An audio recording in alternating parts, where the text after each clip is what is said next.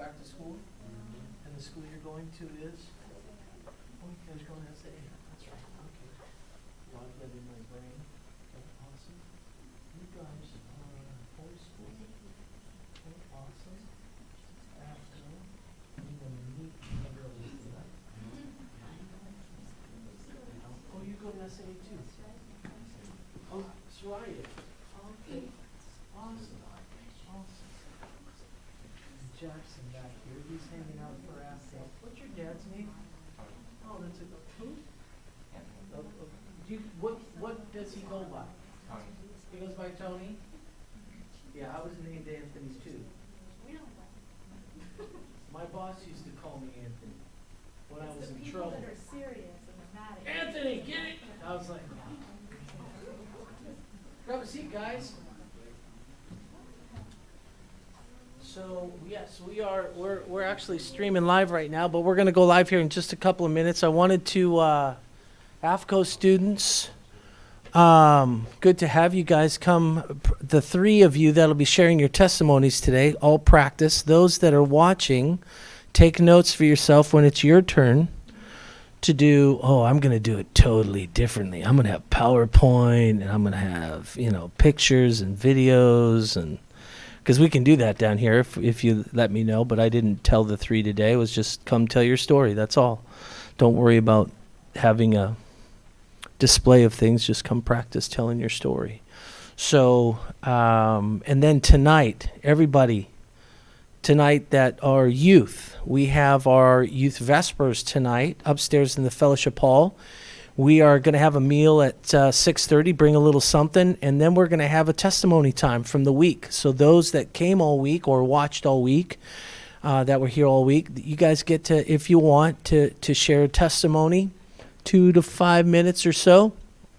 And so we're excited to do that with the AFCOE students.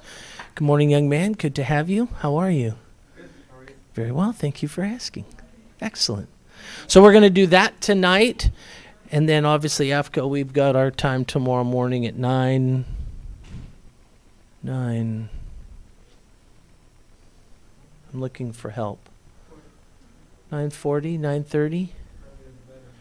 Early's on time. What time do you guys want to get there? No, I don't need you at 8. No, you'll be hanging outside in the smoke, and man, is it smoky out there today. Goodness gracious. Fires are still not contained. Hi, Miss Kathy Hanson. How are you, son? You doing all right? Good. Awesome. We're going to have special music today, but we're going to do it at the end. It's kind of like what we like doing, is doing things at the end. So now that it's 10 o'clock, we can welcome everybody that may or may not be watching now or later. We have a lot of people that do that. Excuse me. Flake of smoke.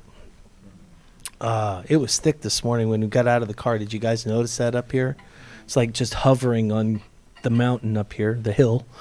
Mountains are that way.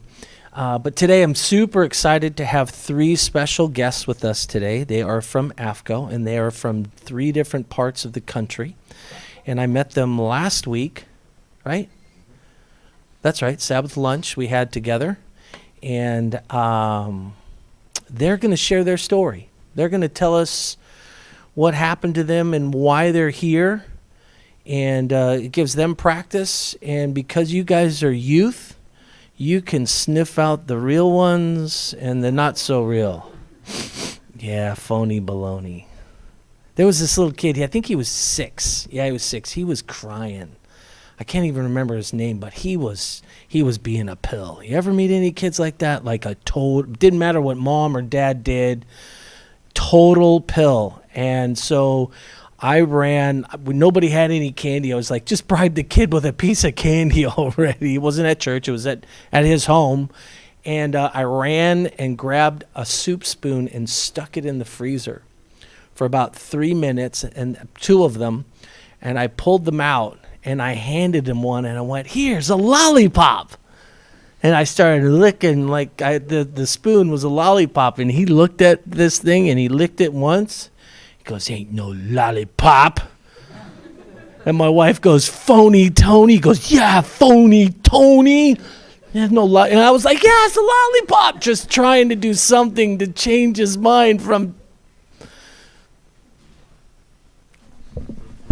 I'm gonna murder that kid. Not at all.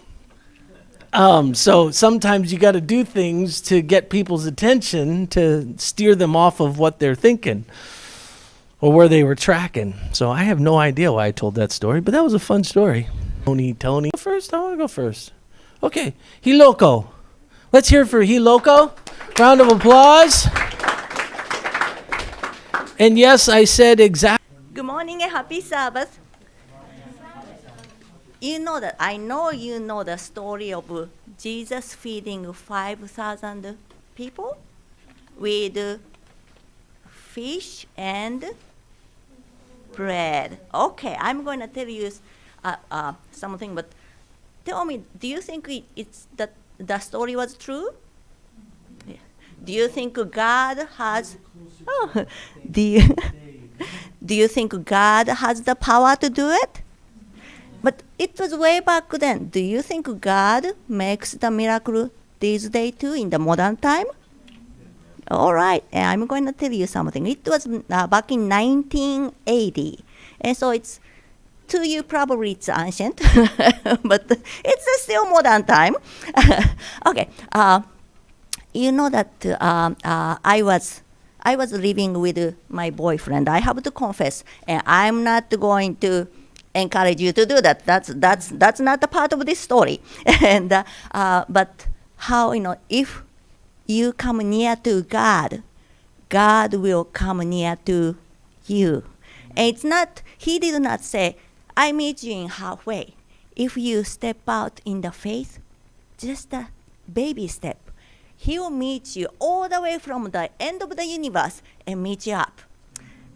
Now, that's when I and my future husband, he became the father of my children, we went to the Bible seminar, and we found out about Sabbath. And the Lord touched me, and my heart was changing. And we went to the church, and we were very poor. I did not have a job. David lost his job, and we are behind all the rent and all the bills, and we did not have much food either, and no money. And at the church, the offering plate came, and I did not have any money. David, he dug deep in his jean pocket to come to church, jean pocket, and pull it out. And he showed me 6 cents. That's all we had. No bank account, no another coin in between the cushion of the sofa. And he looked at me rather embarrassed. I smiled at him, and he smiled back. And he put 6 cents in the offering plate. Is 6 cents a lot? No. In our view, it's not. But it was 100% we gave. Is that a lot to him? Yes, like a widow's two mites. And David told me, don't tell other people, other church members, that we don't have food, and we don't want any charity. Have you ever had somebody say like that? I don't want any of your charity. And so I said okay, and we went back. All we had left was a bag of the self-rising flour and a little bit of vegetable oil.